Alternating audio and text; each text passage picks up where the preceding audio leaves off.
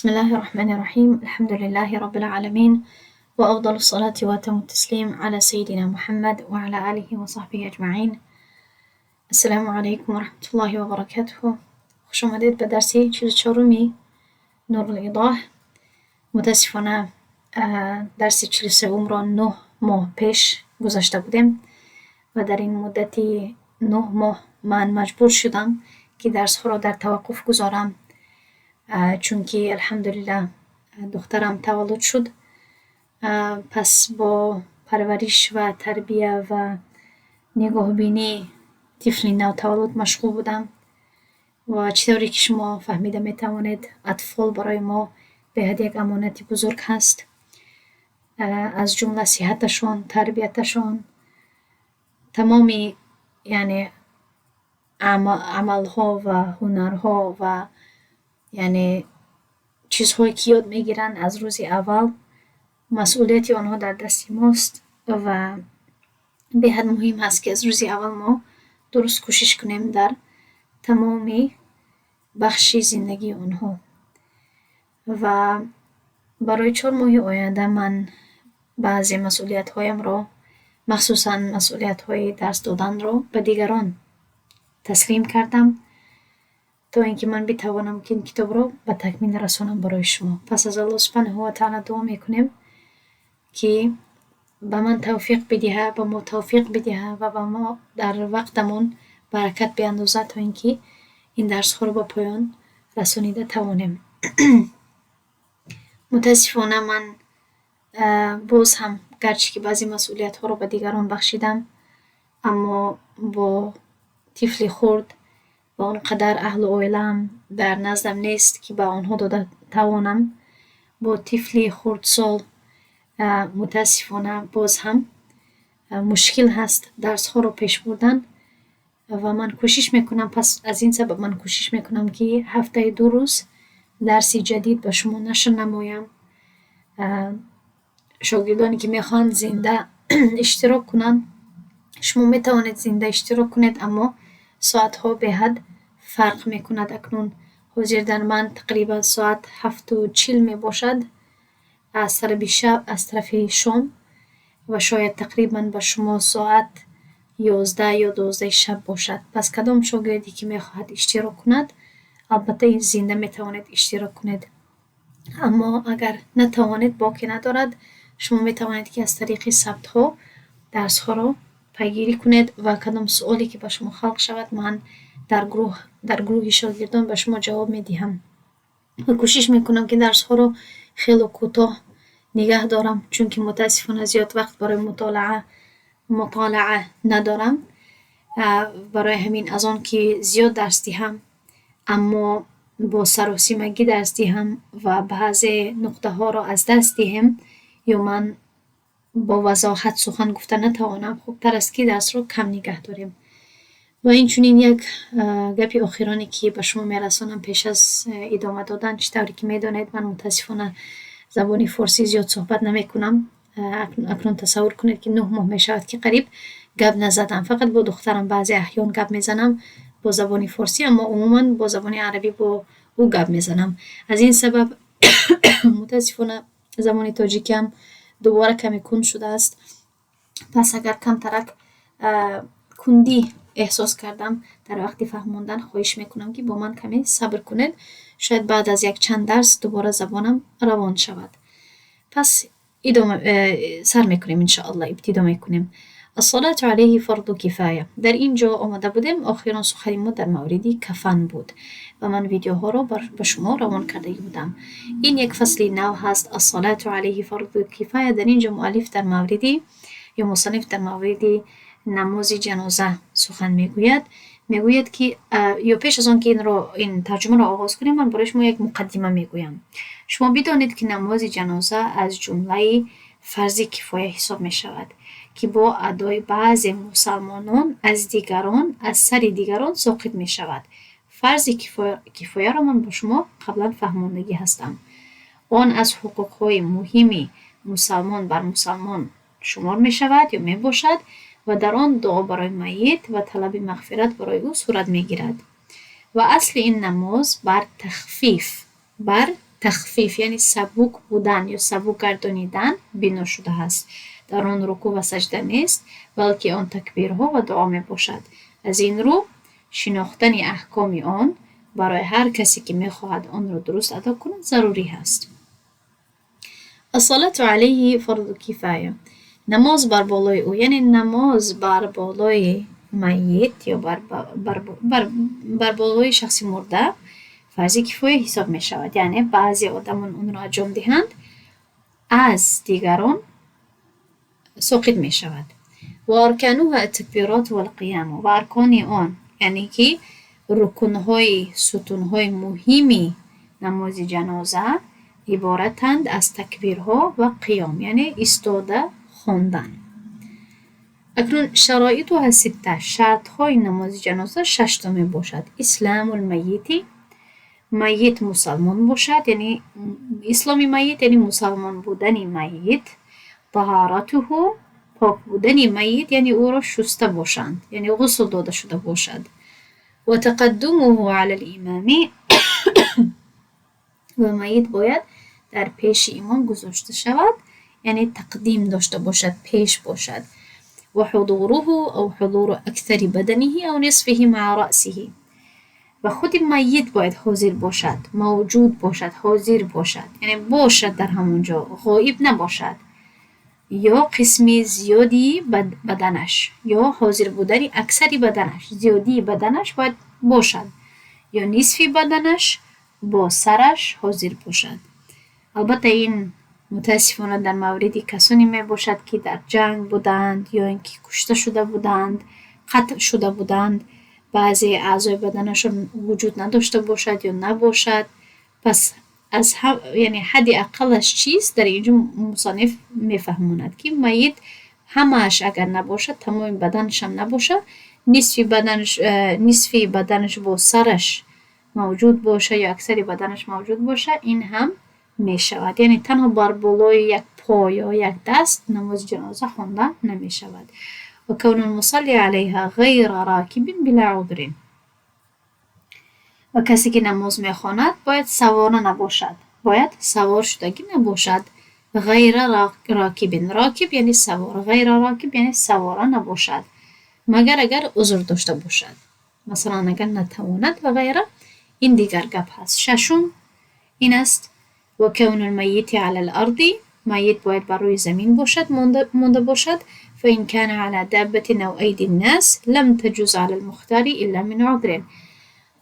پس اگر بر بالای حیوانی باشد یعنی سوار شدگی باشد، یا در بالای حیوانی گذاشته شده باشد، یا بر بالای دستان مردم باشد یعنی میت مرده، لم تجوز جایز نیست. علی المختار یعنی طبق قول انتخاب شده مگر از روی عذر باشد. یعنی که در اینجا 6 شرط های نماز جنازه ذکر می شود و تمامش واضح است. یعنی خود مصلی، خود نمازگزار باید سوار نباشد، خود میت باید بر زمین باشد، و در هر دوی این پنجم و ششم شرط اگر عذر باشد این دیگر گپ هست و دیگر مسئله هست. و وقتی که عذر می باشد قانون، قاعده یا اینکه فقه سبکتر می گردد، مخصوصا اگر یگان راه دیگر نباشد. خب اما گویم شرط های اصلی و در حالت های عمومی چگونه باید کرده شود و کدام شرایط ها باید پورا کرده شود، این شش شرایط. اکنون میگذاریم به سننوها، سنت های نماز جنازه. سنت هایش 4 تا می باشد. یکم قیام الامام بحذاء صدر المیت ذکرا کان او انثى، امام باید برابر سینه میت ایستد، خواه مرد باشد میت یا زن. دویمش و الثناء بعد التکبیرة الاولى، خواندن ثنا یعنی حمد و ستایش الله، سبحانك اللهم و بحمدک و تبارک اسمک، دعایی که در آواز نماز میخوانیم بعد از تکبیر یکم، یعنی چگونگی نماز هم در اینجا گویا اشاره می شود. و سوم و الصلاة علی النبی صلی الله علیه و سلم بعد الثانیه، فرستادن صلوات بر پیامبر صلی الله علیه و سلم بعد از تکبیر دوم یعنی اول تکبیر میگویم، بعد ثنا میخونیم، بعد تکبیر میگویم، صلوات میفرستیم و دعاء للمیت بعد الثالثة و بعد از تکبیر سوم دعا میکنیم برای میت.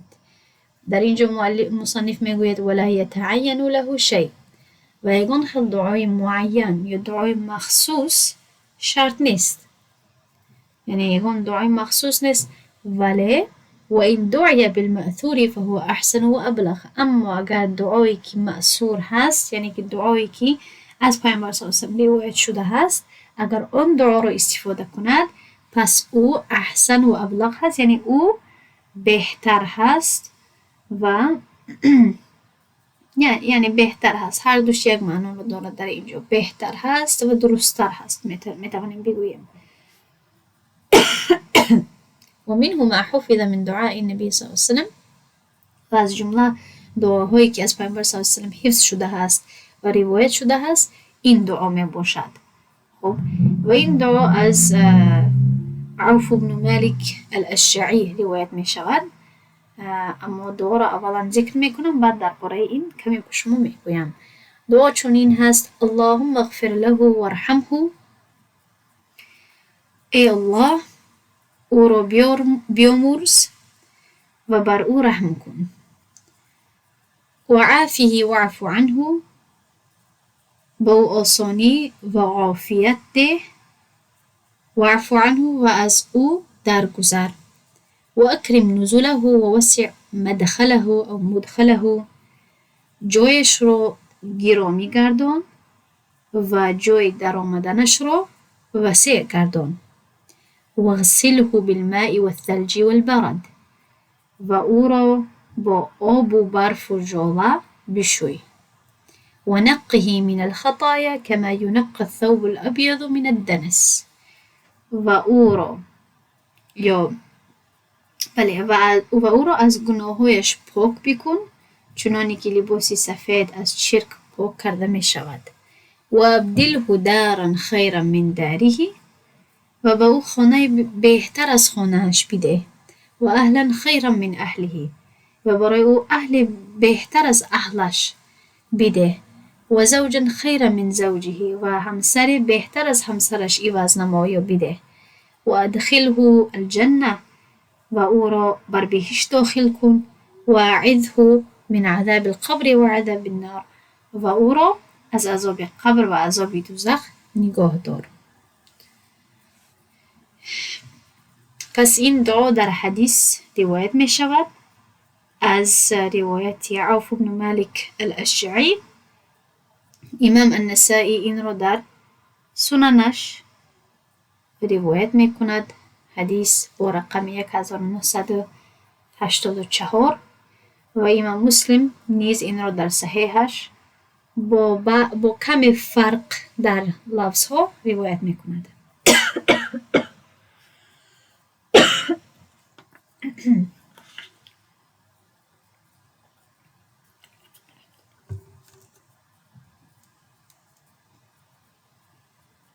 ويسلم بعد الرابعة من غير دعاء في ظاهر الرواية، و پس از تکبیر چهارم سلام می دهد و طبق روایت ظاهرتر. من ظاهر الروایه رو با شما فهموندگی هستم. این یک اصطلاحی مذهب حنفی می باشد که اشاره به 5 یا 6 کتابی ظاهر روایه هست از امام محمد الشیبانی.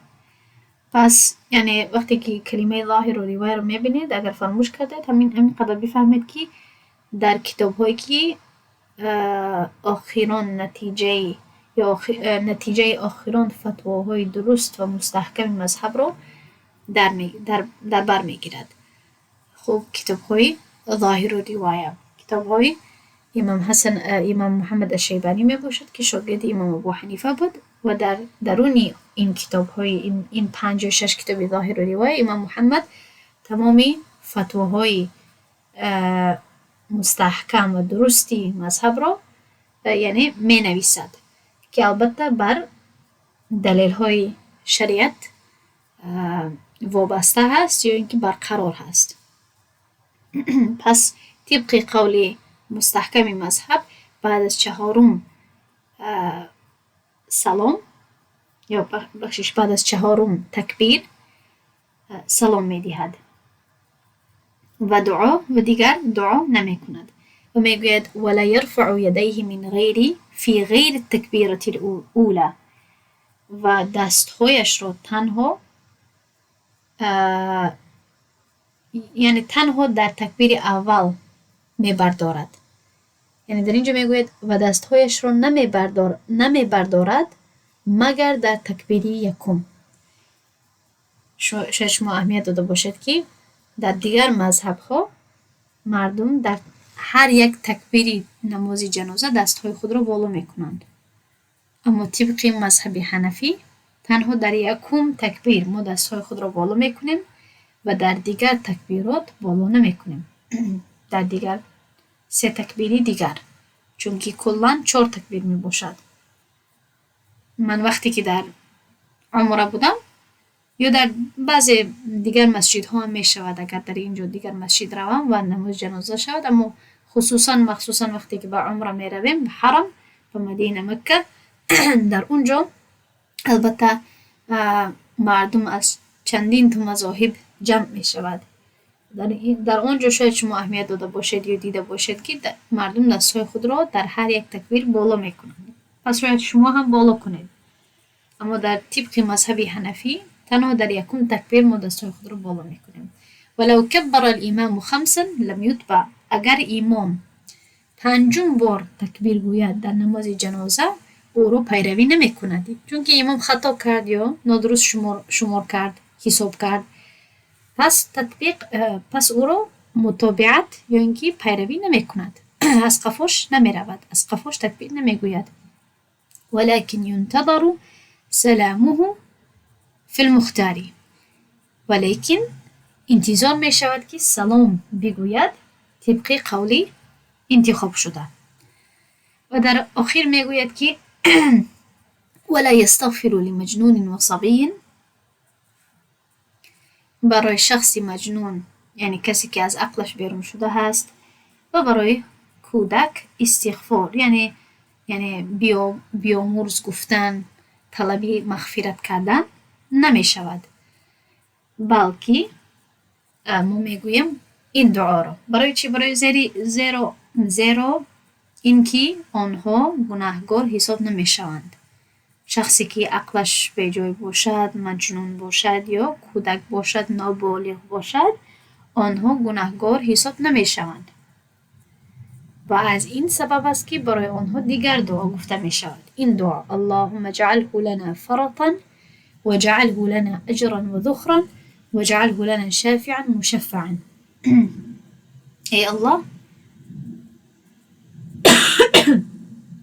او را برای ما پیشور قرار ده، یعنی سبب ثواب شود، و او را برای ما پاداش و ذخیره گردان و او را شفاعتگری گردان که شفاعتش قبول شود.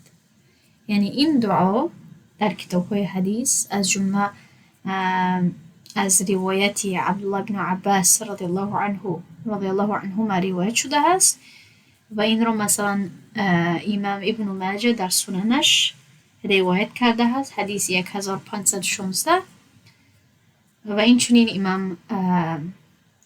چنین با دیگر لفظ در دیگر کتاب ها موجود هست. توضیح کوتاه برای این دعا، فرطن در اینجا این کلمه یعنی کسی که پیشتر می رود و برای دیگران سبب رحمت می شود، یعنی کودک برای مادر پدرش سببی ثواب می گردد. مثلا اجرا و ذخرا چی معنا دارد؟ اجرا و ذخرا پاداش و ذخیره ثواب در نزد الله سبحانه و تعالی، و شافعا مشفعا یعنی شفاعتگری که شفاعتش قبول شود. پس در همین جا درس را میگذاریم.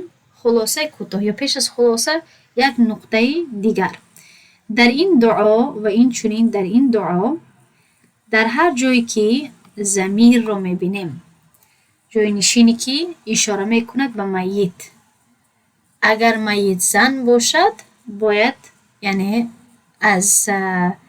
همون ضمیر را ضمیر مذکر واحد مذکر را باید تبدیل نمایم به واحد مؤنث غائب، مثلا در اینجا میبینیم اللهم اغفر له وارحمه. شما الله که میدانید که این رو باید اللهم اغفر لها وارحمها بگوییم و عافها واعف عنها و اکرم نزلها و وسع مدخلها و غسلها. این همین خل تا آخر هر جایی که ضمیری چی هست واحد مذکر هست.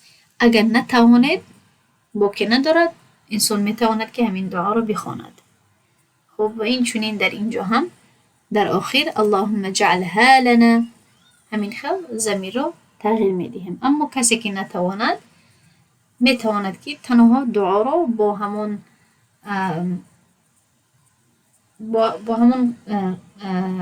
متن اصلیش بگوید با که ندارد. پس خلاصه کوتاه برای این درس امروزه معلوم میگردد ما میفهمیم که نماز جنازه بر چند اصل مبنی هست: قیام یعنی که ایستادن، تکبیرها و دعا کردن برای میت و مقصد آن طلب مغفرت و رحمت برای میت هست، نه انجام دادن عملهای زیاد در نماز. بنابراین شایسته هست که نمازگزار با حضور دل یعنی که با دقت و اخلاص دعا کند و معنای آن چیزی که میخواند درک نماید. همچنین اشتراک کردن در نماز جنازه و دعا کردن برای میت از حقوقهای برادری اسلامی است و سببی به دست آوردن ثواب بزرگ هست. پس ما باید کوشش کنیم که در نماز جنازه اشتراک نماییم. در همین جا درس رو میگذاریم. سبحان الله و بحمده، سبحانك اللهم و بحمدك، نشهد ان لا اله الا انت، نستغفرك و نتوب الیک. السلام علیکم و رحمت الله و برکاته.